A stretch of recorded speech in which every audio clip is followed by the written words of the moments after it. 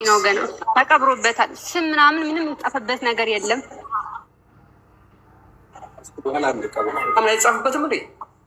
እራሳቸው ቤተሰቦቻቸው እንደዚህ አድርገው የሚያሰሩት ምናምን ቤተሰቦቿ ናቸው። አሁን እንደዚህ አድርገው የሚያሰሩት አሁን እንደዚህ ይደረግና ከዛ በኋላ ቤተሰብ ደግሞ ይመጣና እንደዚህ አድርጎ በፈለገው አይነት እንደዚህ ያሰራል አላችኋል ማለት ነው። ጠይቂ፣ የማን ነው ብለሽ ጠይቂ። አንዴ አረጋግጭልን፣ የማን ነው ብለሽ ጠይቂ። ስም ሳይኖር እንዴት ይታመናል?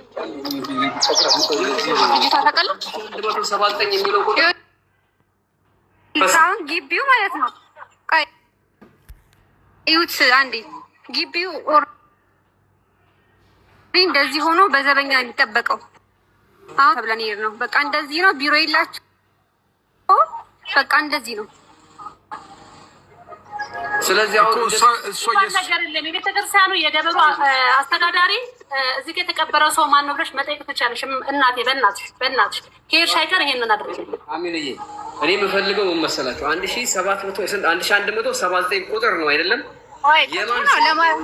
ለማረጋገጥ ላሳያችሁና እዩት። ቆይ ያው 1179 ዘጠኛው ግን አትታይም። ቀብሩ ስንት ቀን ነው? ዘጠኛው አይታይም። ቀብሩን ባይስቲ ደግሞ አልጠይቃቸው። እዩት ነው ዘጠኛው አይታይም። በልሽ ተረቀረቀ ይሄኛው ስለተደረበበት ነው እንጂ የቆየ ነው። አሁን ይሄ የቆየ ቀብር ነው። የሳምንት ቀብር አይደለም።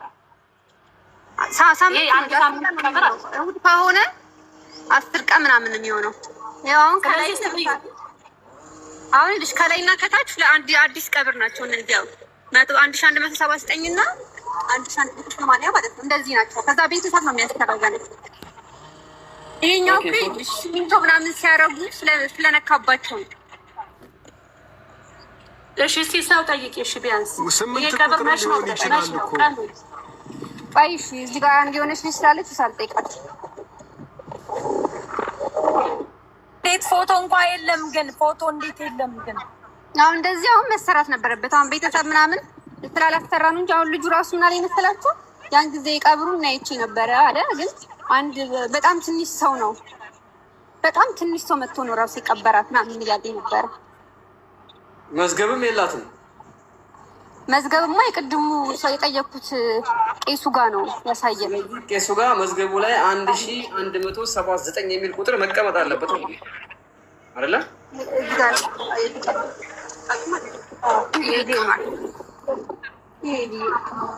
ዙፋንዬ ቆይ አንዴ ከታች የካ ማን ነው? ማን ሚካኤል ነው ይሄ ቤተክርስቲያኑ? የካ ሚካኤል ይኸውልህ መብረቅ ከሰው ጋር ነኝ ያለሁት። በደንብ ስማኝ። መዝገብ ላይ ይጻፋል። ለምሳሌ 1177 ይጻፋል። በ5 ነው እኮ ልጅቷ ራሴ ልጅ በ5 ነው አለችኝ። ሐምሌ 5 ነው በቃ ቤት እንደምትጣቸው ነው። በ5 ነው አለች ተራሱ።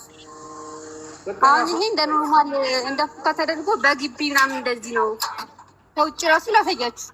እንደዚህ ነው ከፍተሽ ገብተሽ ሙሉ ፉካ ነው። እንደዚህ ነው ገብታችሁ የምታዩት። 1177 ግን ቤተሰብ ስላላሰራ አይደለም። 1179 እሺ ጋይስ፣ አሁን ልጅቷ የሚጠበቅባትን ነገር አደረገች።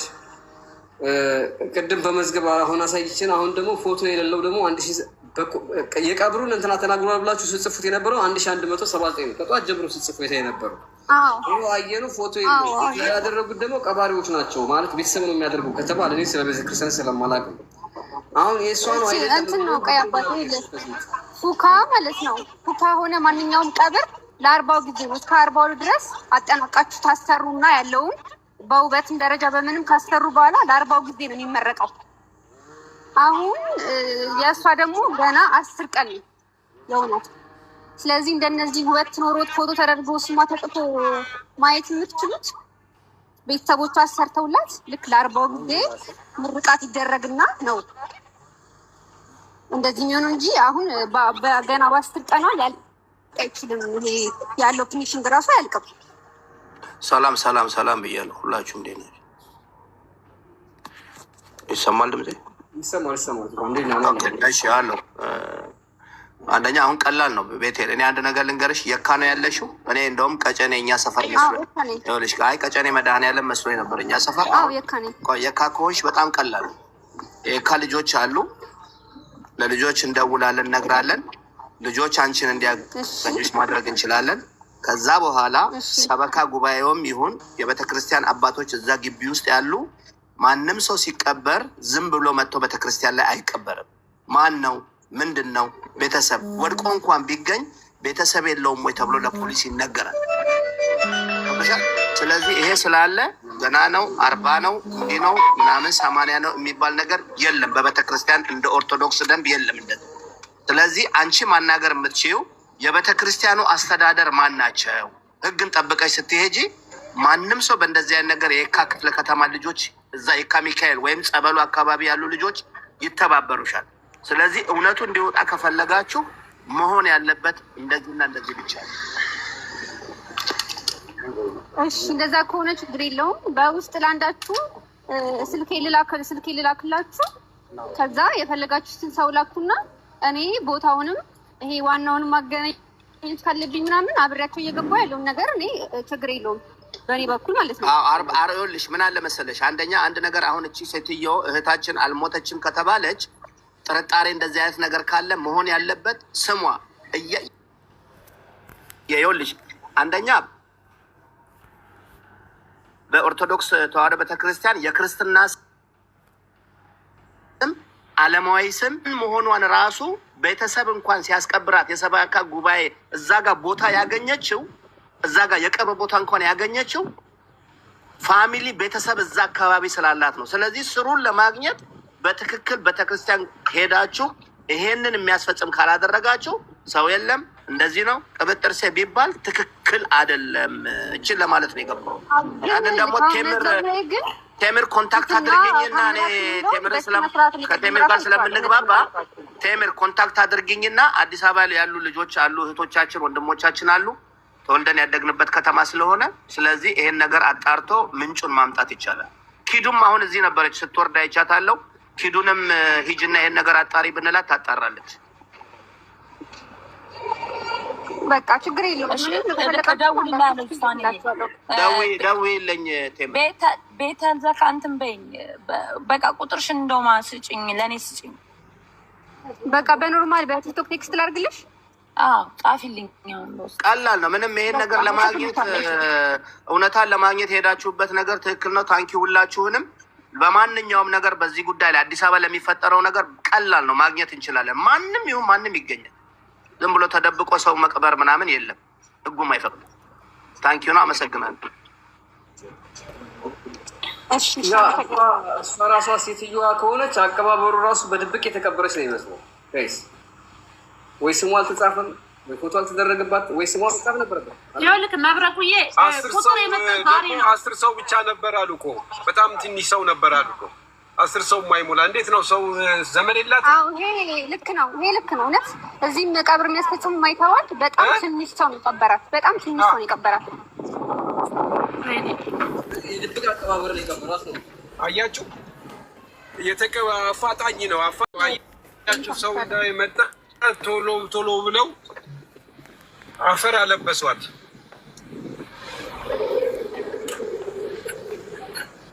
ጃጓርዬ ለምን ዛሬ ቁጥር መጣ? ሙን የዛን ቀን ስንጠይቀው ቁጥር አላየሁም፣ ቀብርም የለም፣ ቤታቸውም ለቅሶ የለም ሲል ነበር እና ዛሬ ቁጥር ይዞ መጣ የለም ብለዋል። ዛሬ ቁጥር ይዞ መጣ። ማሟታንም እንዴት እንደሆነ ይቻላል። በጣም የኔ ራሱ በጣም የተጠራጠርኩት በቀደም ከተናገረው የተገናኘ ነው መስከረም ተቀብለን ሁሉ እንዲህ ነው ብሎ ይኸውልህ ጃጓርዬ የተገናኘ ነው መስከረም 17 ነው። ከዛ በኋላ አልተገናኘንም። ስልኳም አይሰራም። ኢትዮጵያ በጣም አላገኘዋትም። ቤታቸው ግን ቦታ ሲባል ግን ቤታቸው ድረስ ሄጄ ምንም አይል ለቅሶ የለም ብሏል። ዛሬ ላይ መብረቁ ይሄንን ጉዳይ ሲይዝ ቤቱን ከፍቶ 1179 ያለበት መንገድ እና እሱ እንደዛ ደግሞ ከሆነ ለምን ራሱ ሄዶ አያሳየንም? ለምን አይመጣም? እዚህ ቤት አይገባም? ቁጥር ከሚነግረንም በላይ በቃ የቅርብ ሰው ከሆነ በዚህ ልክ ለቅሶን የሚያውቅ ከሆነ ለምን መጥቶ አያስረዳሉ? ለምንድን ነው እኛ ሶስታችንን የፈለገው? ለምንድን ነው ለምን ዋሸት አስፈለገው? ለምን ዋሸ? ለምን ዋሸ? በቀደም የተቆራረጠውን ከኢትዮጵያ ላይ እናወጣለን ሄጄ ለቅሶ የሚባል ነገር የለም ብሎ ያለበት አለ። አዎ ለምን ዋሸ? በቀደም እዚህ ጋር መጥቶ እውነት ሰዋታ ተቀብራ ከሆነች ሰው አንበስታ እየሰጠ ከሚደረድር እባካችሁ ዘመዶች ይቀበሩልኝ ቢል ምን ነበረበት? ምን አለበት? ሰው እኮ ይቅርታ ይደረግለታል እኮ ምንም ያጥፋ ምንም በቃ ትናንትና በፍቅር ምክንያት ተጣላን፣ ዛሬ ግን ስል ብሎ ሰው እኮ ይቅርታ ይደረግለታል። እሷን የሚያንቋንሽ የሚሰድብ እየመጣ አንበሳ ይሰጣል። አፋችሁ ይጉዱ አትጠይቁ። እኛ እኮ ልንገር ጃጓር በውስጥ በትክክል የሀገር ነገር ምን አገባሽ? አርፈሽ ቁጭ ማይጽፉት የለም ማይጽፉት። ትናንትና የሚገርምህ እኔ እናንተን አክብሬ ነው አይደል የኩትኝ ያልጻፉት ያልተላከ ሜሴጅ የለም ከምነግር በላይ ማለት ነው። እንደው ብፈራ ብመለስ በቃ እነሱ ጀግንነት ተሰማቸው ነበር። ይሄን አክል ርቀት ለምን አስፈለገ? ሰው ደግሞ ከሌላት ቤታቸው ሄዶ ሰው ለቅሶ ሊደርስ ለምን ከለከሉ? ለምንድን ነው የፈሩት? እኛ እኮ እንደ ሚዲያ የሆነ ችግር እናበላለታለን። ጃጓር እኛ እኮ ነፍሲ ባር እናበላላታለን። እቺ ሰው ከሌላት ምንም ወገን ከሌላት ችግር የለውም እኮ የኔ ቤቴ እኮ ነፍሲ ባር ብለን እናበላላታለን። እውነት ወይኔ በደንብ ነበረ። እኛ እኮ እውነቴን ነው የምልሽ ራሱ ዴዝን ሁሉ ሳፖርት ማድረግ እንችል ነበር እኮ በሀዘን ላይ እንዲሁ አንተዋትም እኮ ይሄ ሁሉ ሰው በትክክለኛ ነገር አሟሟት ከሆነ ለህዝብ ቀርበው እንዲህ እናቷን ስላጣች በጣም ሳፖርት እናደርጋት ነበር። የተጎዳች እንደሆነ እናውቃለን።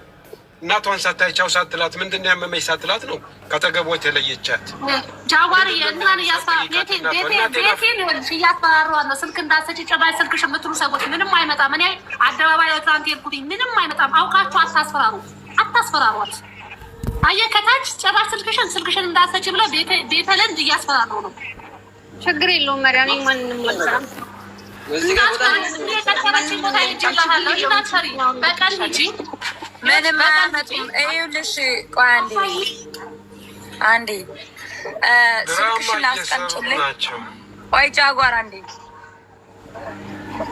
ስልክሽን አስቀምጪልኝ። ዙፋን የዛው አካባቢ ልጅ ስለሆነ ታው ምናምን ነገር ይልካል። በደንብ አንቺ ጋር ሆኖ ማጣራት ያለባችሁን ነገር አብራችሁ ናችሁ ታጣራላችሁ። እና እኔ ግን መብረቁ በጣም ያዘንኩት እና ግን